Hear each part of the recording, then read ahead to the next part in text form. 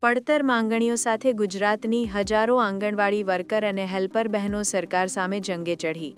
ગુજરાતના 26 જિલ્લાની હજારો આંગણવાડી વર્કર અને હેલ્પર બહેનો હાઈકોર્ટના ચુકાદા મુજબ અનુક્રમે 24,800 અને 20,300 વેતન ચૂકવવાની મુખ્ય માંગ સાથે ધરણા પર ઉતરી છે. હાઈકોર્ટના ચુકાદાને 4 થી 5 મહિના વીતી ગયા હોવા છતાં સરકાર તરફથી કોઈ કાર્યવાહી કરવામાં નથી આવી રહી.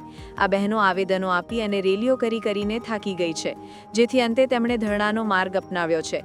આટલું જ નહીં, આઈસીડીએસ યોજનાના 50 વર્ષ પૂરા થયા હોવા છતાં સરકાર નકારાત્મક પાસાઓ પર ધ્યાન આપતી નથી અને આ બહેનોને લઘુત્તમ વેતનના દાયરામાં પણ સમાવ્યા નથી.